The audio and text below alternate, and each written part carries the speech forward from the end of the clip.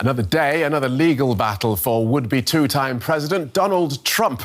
A court in the U.S. state of Colorado has ruled that Mr. Trump is not an eligible candidate to run for president in that state because he'd engaged in insurrection, citing the January 6th riot in the U.S. Capitol. Speaking after the ruling, Mr. Trump said he considers indictments against him a great badge of honor. Really? We're very pleased with the outcome. We think it's the correct outcome. They're literally trying to take away people's choices in an election. It is a roadmap in how to address this problem, which is novel in American history. We've never had an insurrectionist president before. Every time the radical left Democrats, Marxists, communists, and fascists indict me, I consider it a great badge of honor. I do not believe Donald Trump should be prevented from being president of the United States by any court. Our voters got a fair shake in court, just like Donald Trump did, and that's what makes America exceptional. Welcome to the day. Donald Trump's bid to win back the White House is under threat again from a ruling by the state of Colorado's top court. It's blocked the former president from the state's ballot next year because of his role in the attack on the U.S. Capitol in 2021. The court did so under an anti-insurrection clause in the U.S. Constitution. It's the first time the provision has ever been used to prohibit someone from running for the presidency. The U.S. Supreme Court is likely to have the final say over whether the ruling can stand. So here's a section of the court's ruling. President Trump is disqualified from holding the office of president under Section 3. Because he's disqualified, it would be a wrongful act under the election code for the secretary to list him as a candidate on the presidential primary ballot. He went on to say, "We do not reach these conclusions lightly. We are mindful of the magnitude and weight of the questions now before us. We are likewise mindful of our solemn duty to apply the law without fear or favour and without being swayed by public reaction to the decisions that the law mandates we reach." Well, a spokesman for Mr. Trump described the Colorado ruling as undemocratic and said they would appeal. Mr. Trump himself made no direct mention of it when he took to the stage afterwards at a rally in Iowa, but he used the appearance to attack his successor as president. It's no wonder crooked Joe Biden and the far-left lunatics are desperate to stop us by any means necessary. They are willing to violate the U.S. Constitution at levels never seen before in order to win this election. Joe Biden is a threat to democracy. It's a threat. They're weaponizing law enforcement for high-level election interference because we're beating them so badly in the polls. The case against Mr. Trump was brought by a group of Colorado voters aided by the advocacy group Citizens for Responsibility and Ethics in Washington. Here's their lawyer. Well, we're thrilled. The court did a careful and thorough review of the trial court's proceedings, and we're very pleased with the outcome. We think it's the correct outcome, and we're grateful to the members of the Colorado Supreme Court for taking this issue with such care. Let's unpack this with DW reporter William Glucroft, who focuses on US politics as well as defence and security. Welcome, William. So where did this case come from? Who brought it? It's a fascinating chain of events. The actual organization is an ethics advocacy group based in Washington, basically, a sort of lobby group in a sense that advocates for ethics in politics, if that's not a contradiction in terms, at least. But the actual plaintiffs that they were representing were a handful of Republican voters and unaffiliated voters in Colorado. So the charge from the Trump team that this is somehow some Democratic conspiracy. Yes, Colorado is a Democratic state. Yes, the Supreme Court in Colorado has been appointed by the 7 members appointed by Democratic governors. Yes, the ethics and responsibility advocacy group probably leans more towards Biden than Trump, but the plaintiffs themselves bringing this case are Republicans and unaffiliated voters whose voting patterns are, of course, unknown to us, officially anyway. Right. And what did they want then? Why are Republicans bringing cases against the Republican front runner?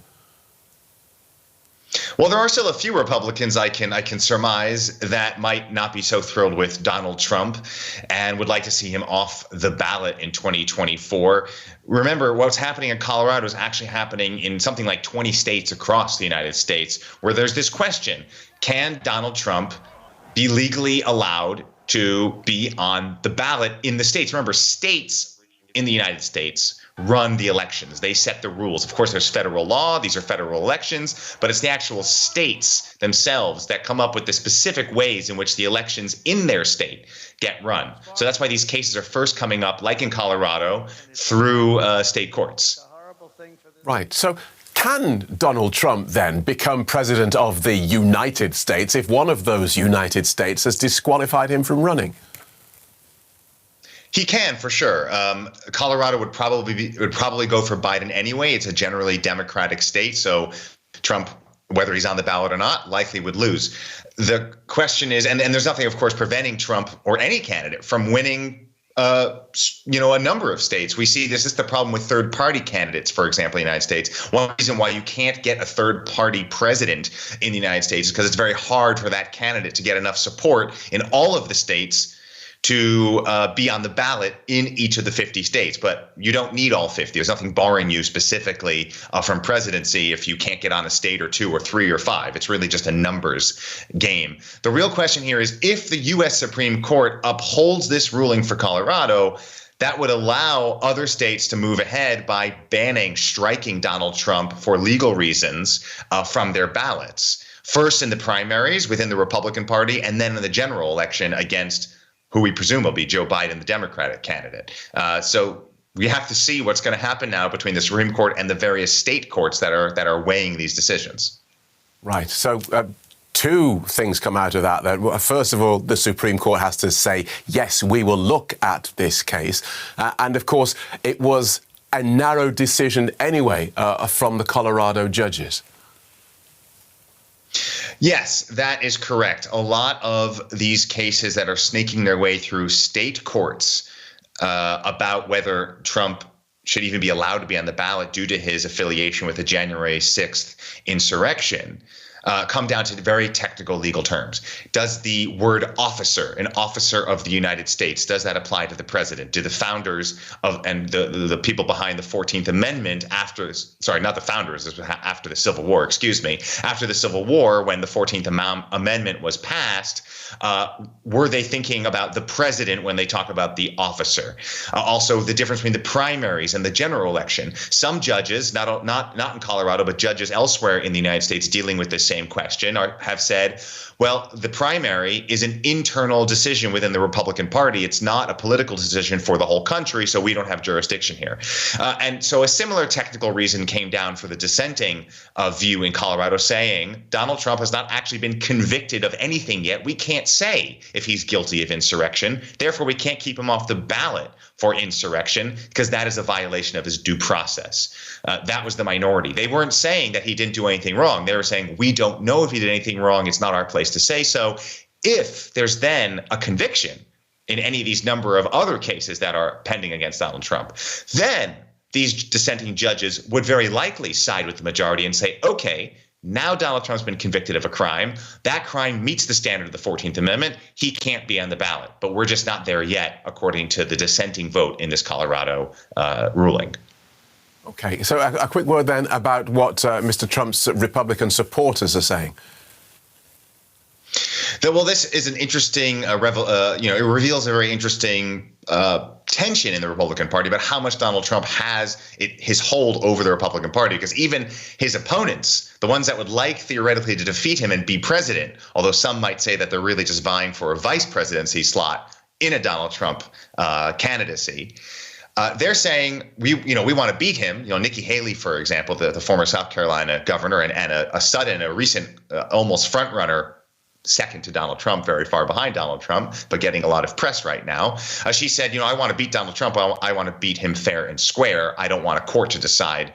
I want American voters to decide. So even Trump's opponents in the Republican candidate field are basically coming out also against this ruling in Colorado, saying we want voters to decide. We don't want courts to decide. Thanks for that, William. William Grucroft.